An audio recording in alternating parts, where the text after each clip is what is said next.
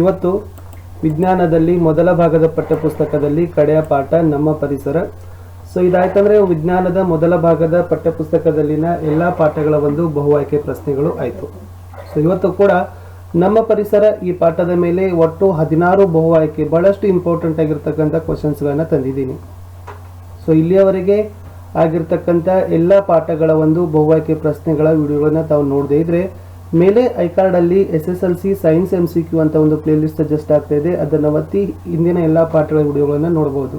ಅಷ್ಟೇ ಅಲ್ಲದೆ ಈ ವಿಡಿಯೋದ ಕಮೆಂಟ್ ಬಾಕ್ಸ್ನಲ್ಲಿ SSLC ಜುಲೈ 2021ಗೆ ಸೈನ್ಸ್ನ ಒಂದು ಎಲ್ಲ ಪಾಠಗಳ ಬಹು ಆಯ್ಕೆ ಪ್ರಶ್ನೆಗಳ ವಿಡಿಯೋ ಸರಣಿಗಳು ಹಾಗೂ ಪ್ರಾಕ್ಟೀಸ್ ಪೇಪರ್ ಮತ್ತು ಬೋರ್ಡ್ನಿಂದ ರಿಲೀಸ್ ಆಗಿರ್ತಕ್ಕಂಥ ಮಾಡೆಲ್ 2 ಸೆಟ್ ಕ್ವಶನ್ ಪೇಪರ್ಗಳ ಕೀ ಆನ್ಸರ್ಸ್ಗಳನ್ನು ಹಾಕಿದ್ದೀನಿ. ಸೊ ನನಗೆ ಬಹುಶಃ ಅನಿಸುತ್ತೆ ಸೊ ಇಷ್ಟು ಓದಿದರೆ ತಾವು ಬಹಳಷ್ಟು 40ಕ್ಕೆ ಮ್ಯಾಕ್ಸಿಮಮ್ ಆಗಿರ್ತಕ್ಕಂಥ ಮಾರ್ಕ್ಸ್ಗಳನ್ನು ಪಡಿಬೋದು. ಒಂದು ರೌಂಡ್ ಆದ ನಂತರ ಮತ್ತೆ ಸೆಕೆಂಡ್ ರೌಂಡಲ್ಲಿನೂ ಕೂಡ ಕ್ವಶನ್ಸ್ಗಳನ್ನು ಹಾಕಲಿಕ್ಕೆ ಪ್ರಯತ್ನವನ್ನು ಮಾಡ್ತಾ ಇದ್ದೀವಿ, ಡಿಫ್ರೆಂಟ್ ಆಗಿರ್ತಕ್ಕಂಥದ್ದು. ಸೊ ಅದಕ್ಕಾಗಿ ದಯಮಾಡಿ ನಮ್ಮ ಚಾನಲ್ಗಳಾಗಿರ್ತಕ್ಕಂಥ ಸ್ಟಡಿ ವಿತ್ ಪರಶುರಾಮ್ ಆಗಿರ್ಬೋದು ಸ್ಮಾರ್ಟ್ ವರ್ಕ್ಗಳನ್ನು ಸಬ್ಸ್ಕ್ರೈಬ್ ಮಾಡಿ, ಬೆಲ್ ಐಕಾನನ್ನು ಒತ್ತಿ, ವಿಡಿಯೋ ನೋಡಿದ ಮೇಲೆ ಲೈಕ್ ಮಾಡಿ ಹಾಗೂ ನಿಮ್ಮ ಹೆಚ್ಚು ಜನರಿಗೆ ಶೇರ್ ಮಾಡಿ. ತಾವು ಬೆಟರ್ ಅಂದರೆ ನಮ್ಮ ಟೆಲಿಗ್ರಾಮ್ ಗ್ರೂಪ್ಗೆ ಬಂದು ಸೇರಿಕೊಳ್ಳಿ. ಶುರು ಮಾಡೋಣ. ನಮ್ಮ ಪರಿಸರ ಪಾಠದ ಮೇಲೆ ಒಂದು 16 ಬಹು ಆಯ್ಕೆ ಬಹಳಷ್ಟು ಉಪಯುಕ್ತ ಆಗಿರ್ತಕ್ಕಂಥ ಪ್ರಶ್ನೆಗಳು. ಪ್ರಶ್ನೆ 1, ಓಝೋನ್ ಅಣುವಿನ ಸೂತ್ರ O2, O3, O4, O6. So ಮುಖ್ಯವಾಗಿ ಏನು ಸಿಗತ್ತಪ್ಪ ಅಂದ್ರೆ ಓಝೋನ್ ಅಣುವಿನ ಸೂತ್ರ ಬಂದ್ಬಿಟ್ಟು O3 ಅಂತಕ್ಕಂಥದ್ದು ಸರಿಯಾದ ಉತ್ತರ ಇತ್ತು.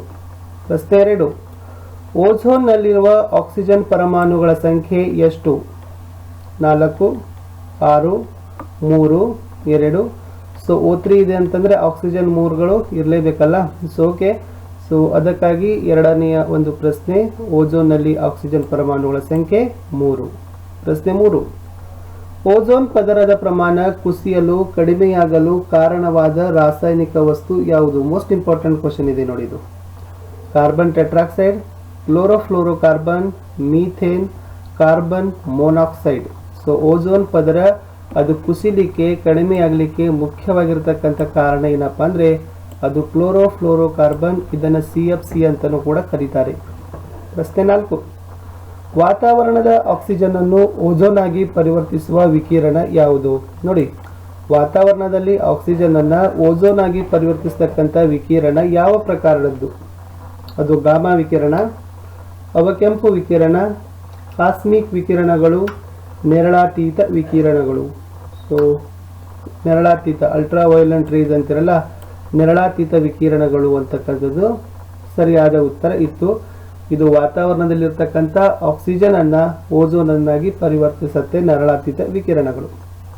ಪ್ರಶ್ನೆ 5, ಶಿಥಿಲೀಕರಣ ಮತ್ತು ಅಗ್ನಿಶಾಮಕಗಳಲ್ಲಿ ಬಳಸುವ ರಾಸಾಯನಿಕ ಯಾವುದು? ಓಕೆ. ಸೊ ದೊಡ್ಡ ಕೋಲ್ಡ್ ಸ್ಟೋರೇಜ್ಗಳಾಗಿರ್ಬೋದು ಮತ್ತು ಅಗ್ನಿಶಾಮಕಗಳಿಗೆ ಏನು ಫೈರ್ ಬಸ್ ಸ್ಟೇಷನ್ಸ್ ಅಲ್ಲಿರ್ತಕ್ಕಂಥ ಬಸ್ ಇರ್ತಾವಲ್ಲ ಅವುಗಳಲ್ಲಿ ಯಾವ ರಾಸಾಯನಿಕವನ್ನು ಬಳಸ್ತಾರೆ? ಮೀಥೇನ್, ಕ್ಲೋರೋಫ್ಲೋರೋಕಾರ್ಬನ್, ನೈಟ್ರೋಜನ್, ಇಂಗಾಲದ ಡೈಆಕ್ಸೈಡ್.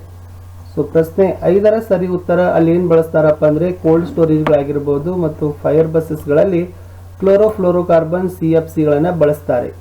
ಪ್ರಶ್ನೆ 6, ಓಝೋನ್ ಪದರ ಅವಶ್ಯಕ ಕಾರಣ ಏನು? ಎಸ್, ಹಾಗಾದರೆ ನಮಗೆ ಓಝೋನ್ ಪದರ ಬೇಕೇ ಬೇಕು. ಯಾಕೆ? ನೋಡುವ ಆಯ್ಕೆಗಳು: ಅವಕೆಂಪು ವಿಕಿರಣಗಳನ್ನು ಹೀರಿಕೊಳ್ಳುತ್ತದೆ, ಶಾಖವನ್ನು ಹೀರಿಕೊಳ್ಳುತ್ತದೆ, ಸೌರ ವಿಕಿರಣಗಳನ್ನು ಹೀರಿಕೊಳ್ಳುತ್ತದೆ, ನೇರಳಾತೀತ ವಿಕಿರಣಗಳನ್ನು ಹೀರಿಕೊಳ್ಳುತ್ತದೆ. ನೋಡಿ, ಸೂರ್ಯನಿಂದ ಬರ್ತಕ್ಕಂಥ ನೇರಳಾತೀತ ವಿಕಿರಣಗಳನ್ನು ಹೀರಿಕೊಳ್ಳತಕ್ಕಂಥ ಕೆಲಸ ಮಾಡೋದು ಓಝೋನ್ ಪದರು. ಸೊ ಈ ನೇರಳಾತೀತ ವಿಕಿರಣಗಳನ್ನು ಹೀರಿಕೊಳ್ಳುವ ಸಲುವಾಗಿ ಸೊ ಓಝೋನ್ ಪದರ ಅತಿ ಅವಶ್ಯಕವಾಗಿ ಬೇಕು. ಪ್ರಶ್ನೆ 7, ಜೈವಿಕ ವಿಘಟನೆಗೆ ಒಳಗಾಗುವ ಗುಂಪನ್ನು ಹೆಸರಿಸಿರಿ. ಸೊ ಇಲ್ಲಿ 4 ಗುಂಪುಗಳಲ್ಲಿ ಯಾವ ಗುಂಪು ಜೈವಿಕವಾಗಿ ವಿಘಟನೆಗೆ ಒಳಗಾಗತ್ತೆ? ಮರ ಕಾಗದ PVC, ಕಾಗದ ಬೀಜಗಳು ಮಾರ್ಜಕ, ಕಾಗದ ಪ್ರಾಣಿ ತ್ಯಾಜ್ಯ ಮರ, ಹತ್ತಿ ಎಲೆಗಳು ಕಾಗದ. ಸೊ 7ರಲ್ಲಿ ಈ ಆಯ್ಕೆ ಸಂಖ್ಯೆ ಡಿ CD ಅಂದರೆ ಎಸ್, ಕಾಗದ ಪ್ರಾಣಿ ತ್ಯಾಜ್ಯ ಮರ ಆಗಿರ್ಬೋದು ಮತ್ತು ಹತ್ತಿ ಎಲೆಗಳು ಕಾಗದ ಇವೆಲ್ಲವುಗಳು ಕೂಡ ಜೈವಿಕ ವಿಘಟನೆಗೆ ಒಳಗಾಗ್ತವೆ, ಕೊಳಿತಾವೆ. ಸೊ ಅದಕ್ಕೆ ಇವುಗಳನ್ನು ಉದಾಹರಣೆ ಅಂತ ಹೇಳ್ತಾರೆ. ಮೂವ್ ಟು ನೆಕ್ಸ್ಟ್ ಕ್ವಶನ್ 8, ನೇರಳಾತೀತ ವಿಕಿರಣಗಳು ಮಾನವನ ಮೇಲೆ ಬಿದ್ದರೆ ಆಗುವ ಪರಿಣಾಮ ಏನು? ಎಸ್, ಸೂರ್ಯನಿಂದ ಬರ್ತಕ್ಕಂಥ ನೇರಳಾತೀತ ವಿಕಿರಣಗಳು ಮನುಷ್ಯನ ದೇಹವನ್ನು ಹೊಕ್ಕಿದ್ರೆ ಏನಾಗತ್ತೆ? ಪ್ರತಿರೋಧಕ ಶಕ್ತಿ ಹೆಚ್ಚಾಗತ್ತಾ, ಶ್ವಾಸಕೋಶಕ್ಕೆ ಹಾನಿ ಉಂಟು ಮಾಡ್ತಾವ, ಚರ್ಮದ ಕ್ಯಾನ್ಸರ್ ಆಗತ್ತಾ, ನರಮಂಡಲಕ್ಕೆ ಹಾನಿ ಉಂಟಾಗ್ತದ? ಸೊ 8ರ ಸರಿಯಾಗಿರ್ತಕ್ಕಂಥ ಉತ್ತರ ಇತ್ತು, ಚರ್ಮದ ಕ್ಯಾನ್ಸರ್ ಬರುತ್ತೆ ನೇರಳಾತೀತ ವಿಕಿರಣಗಳು ಮಾನವನ ಶರೀರದ ಮೇಲೆ ಬಿದ್ರೆ. ಪ್ರಶ್ನೆ 9, ಓಝೋನ್ ರಕ್ಷಣೆಗಾಗಿ CFC ಮುಕ್ತ ರೆಫ್ರಿಜರೇಟರ್ಗಳನ್ನು ತಯಾರಿಸಲು ಯಾವ ವರ್ಷದಲ್ಲಿ ಕಡ್ಡಾಯ ಮಾಡಿ ಆರಂಭಿಸಲಾಯಿತು? ನೋಡಿ, ಈ ಓಝೋನ್ ಪದರನ ರಕ್ಷಣೆ ಮಾಡೋ ಸಲುವಾಗಿ ಕ್ಲೋರೋಫ್ಲೋರೋ ಕಾರ್ಬನ್ಗಳನ್ನ ಮುಕ್ತ ರೆಫ್ರಿಜರೇಟರ್ಗಳನ್ನ ತಯಾರಿಸಲಿಕ್ಕೆ ಕಡ್ಡಾಯ ಮಾಡಿತ್ತು ಸರ್ಕಾರ. ಅದು ಯಾವ ವರ್ಷದಿಂದ?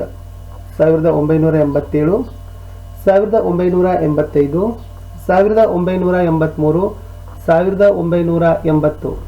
ಸರಿಯಾಗಿರ್ತಕ್ಕಂಥ ಉತ್ತರ ಇತ್ತು, ಸರ್ಕಾರ 1987ರಲ್ಲಿ ಏನ್ ಮಾಡಿತ್ತಪ್ಪ ಅಂದ್ರೆ CFC ಮುಕ್ತ ರೆಫ್ರಿಜರೇಟರ್ಗಳನ್ನ ತಯಾರಿಸೋದನ್ನ ಕಡ್ಡಾಯ ಮಾಡಿ ಆದೇಶ ಮಾಡಿತು. ಪ್ರಶ್ನೆ 10, ಜೈವಿಕ ವಿಘಟನಾ ವಸ್ತುಗಳಿಗೆ ಸಂಬಂಧಿಸಿದಂತೆ ಇವುಗಳಲ್ಲಿ ಸರಿಯಾದ ಹೇಳಿಕೆ. ಆ ವಸ್ತುಗಳು ಪರಿಸರದಲ್ಲಿ ದೀರ್ಘಕಾಲ ಜಡವಾಗಿ ಉಳಿದು ಬಿಡ್ತವೆ, ಪರಿಸರ ವ್ಯವಸ್ಥೆಯ ಅನೇಕ ಜೀವಿಗಳಿಗೆ ಹಾನಿ ಮಾಡ್ತವೆ, ವಿವಿಧ ಪೋಷಣಾ ಸ್ತರಗಳಲ್ಲಿ ಹಾನಿಕಾರಕ ರಾಸಾಯನಿಕ ಸಾಂದ್ರತೆ ಹೆಚ್ಚಿಸುತ್ತೆ, ಪರಿಸರದಲ್ಲಿ ಸಹಜ ಮರುಚಕ್ರೀಕರಣಗೊಳ್ತವೆ. 10ರ ಸರಿಯಾದ ಉತ್ತರ, ಇವು ಪರಿಸರದಲ್ಲಿ ಸಹಜವಾಗಿ ಮರುಚಕ್ರೀಕರಣಕ್ಕೆ ಒಳಪಡ್ತವೆ. ಜೈವಿಕ ವಿಘಟನೆ ವಸ್ತುಗಳಿಗೆ ಸಂಬಂಧಿಸಿದಂತೆ ಸರಿಯಾಗಿರ್ತಕ್ಕಂಥ ಹೇಳಿಕೆ ಇತ್ತು. ಪ್ರಶ್ನೆ 11, ಮೋಸ್ಟ್ ಇಂಪಾರ್ಟೆಂಟ್ ಇದೆ, ಓಝೋನ್ ಪದರದ ಉಂಟಾಗುವಿಕೆಯ 2 ಹಂತಗಳ ಸಮೀಕರಣವನ್ನು ಸೂಚಿಸ್ರಿ ಅಂತ ಹೇಳಿದ್ದಾರೆ. ಇಲ್ಲಿ 11ರಲ್ಲಿ ನೋಡಿ ನೆನಪಿಟ್ಕೊಡ್ರಿ, first one is the right option. ಮೊದಲನೇದು ಏನಿದೆಯಲ್ಲ ಈ ಸಮೀಕರಣವನ್ನು ತಾವು ನೆನಪಿಟ್ಕೊಳ್ಬೇಕು. O2 ಅಲ್ಟ್ರಾ ವೈಲೆಂಟ್ ರೇಸ್ ಇರುತ್ತೆ O+O.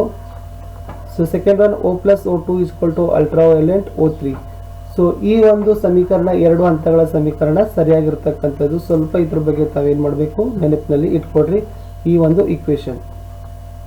ನೆಕ್ಸ್ಟ್ ಪ್ರಶ್ನೆ 12, ಕೆಳಗಿನವುಗಳಲ್ಲಿ ಪರಿಸರ ಸ್ನೇಹಿ ಅಭ್ಯಾಸಗಳು ಯಾವುದು ಅಂತ ಕೇಳಿದ್ದಾರೆ. 12ರಲ್ಲಿ ಮೇಲಿನ ಎಲ್ಲ ಅಭ್ಯಾಸಗಳು ಸರಿ ಇದೆ. ಶಾಪಿಂಗ್ ವೇಳೆ ಖರೀದಿಸಿದ ವಸ್ತುಗಳನ್ನು ತರಲಿಕ್ಕೆ ಬಟ್ಟೆ ಬ್ಯಾಗ್ಗಳನ್ನು ಒಯ್ಯಬೇಕು, ಅನಗತ್ಯ ಉರಿತಕ್ಕಂಥ ವಿದ್ಯುತ್ ದೀಪ ಮತ್ತು ಫ್ಯಾನ್ಗಳನ್ನು ಆರಿಸಬೇಕು, ಶಾಲೆಗೆ ಹೋಗಲು ದ್ವಿಚಕ್ರ ವಾಹನ ಬಳಸುವ ಮೊದಲು ಕಾಲ್ನಡಿಗೆಯಲ್ಲಿ ತೆರಳಬೇಕು. ಇವೆಲ್ಲ ಪರಿಸರ ಸ್ನೇಹಿ ಅಭ್ಯಾಸಗಳೇ ಆಗಿದ್ದಾವೆ. ಪ್ರಶ್ನೆ 13, ಒಮ್ಮೆ ಬಳಸಿ ಎಸೆಯುವ ಪ್ಲಾಸ್ಟಿಕ್ ಕಪ್ಗಳನ್ನು ಬಳಸಬಾರದು ಏಕೆಂದರೆ?